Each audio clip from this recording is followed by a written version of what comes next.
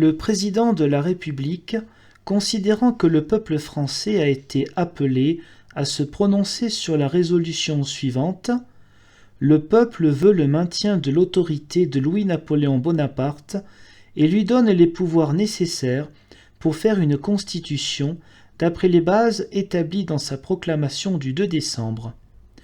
Considérant que les bases proposées à l'acceptation du peuple étaient un chef responsable nommé pour 10 ans, deuxièmement, des ministres dépendants du pouvoir exécutif seuls, troisièmement, un conseil d'État formé des hommes les plus distingués, préparant les lois et en soutenant la discussion devant le corps législatif, quatrièmement, un corps législatif discutant et votant les lois, nommé par le suffrage universel, sans scrutin de liste qui fausse l'élection, cinquièmement, une seconde assemblée formée de toutes les illustrations du pays, pouvoir pondérateur, gardien du pacte fondamental et des libertés publiques, considérant que le peuple a répondu affirmativement par 7 500 000 suffrages, promulgue la Constitution dont la teneur suit.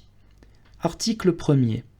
La Constitution reconnaît, confirme et garantit les grands principes proclamés en 1789 et qui sont la base du droit public des Français. Article 2. Le gouvernement de la République française est confié pour 10 ans au prince Louis-Napoléon Bonaparte, président actuel de la République. Article 3. Le président de la République gouverne au moyen des ministres, du Conseil d'État, du Sénat et du corps législatif. Article 4. La puissance législative s'exerce collectivement par le président de la République, le Sénat et le corps législatif. Article 5. Le président de la République est responsable devant le peuple français, auquel il a toujours le droit de faire appel. Article 6. Le président de la République est le chef de l'État. Il commande les forces de terre et de mer, déclare la guerre, fait les traités de paix, d'alliance et de commerce, nomme à tous les emplois, fait les règlements et décrets nécessaires pour l'exécution des lois. Article 8. Il a seul l'initiative des lois. Article 10. Il sanctionne et promulgue les lois et les sénats tous consultent. Article 13. Les ministres ne dépendent que du chef de l'État. Ils ne sont responsables que chacun en ce qui le concerne des actes du gouvernement. Il n'y a point de solidarité entre eux. Ils ne peuvent être mis en accusation que par le Sénat. Article 19. Le nombre des sénateurs ne pourra excéder 150.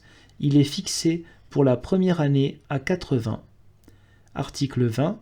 Le Sénat se compose, premièrement, des cardinaux, des maréchaux, des amiraux. Deuxièmement, des citoyens que le président de la République juge convenable d'élever à la dignité de sénateur. Article 21. Les sénateurs sont inamovibles et à vie. Article 25. Le Sénat est le gardien du pacte fondamental et des libertés publiques. Aucune loi ne peut être promulguée avant de lui avoir été soumise. Article 26.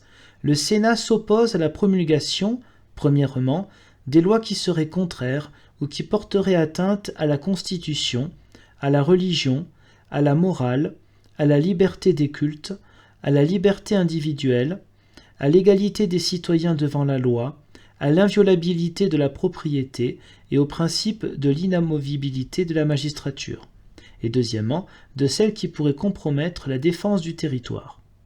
Article 27. Le Sénat règle, par un senatus consulte, premièrement, la constitution des colonies de l'Algérie, deuxièmement, tout ce qui n'a pas été prévu par la Constitution et qui est nécessaire à sa marche, troisièmement, le sens des articles de la Constitution qui donnent lieu à différentes interprétations.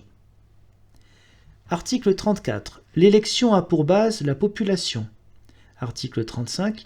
Il aura un député du corps législatif à raison de 35 000 électeurs. Article 36. Les députés sont élus par le suffrage universel sans scrutin de liste. Article 37. Ils ne reçoivent aucun traitement. Article 38. Ils sont nommés pour 6 ans. Article 39. le corps législatif discute et vote les projets de loi et l'impôt. Article 46. Le président de la République convoque, ajourne, proroge et dissout le corps législatif. En cas de dissolution, le président de la République doit en convoquer un nouveau dans le délai de 6 mois.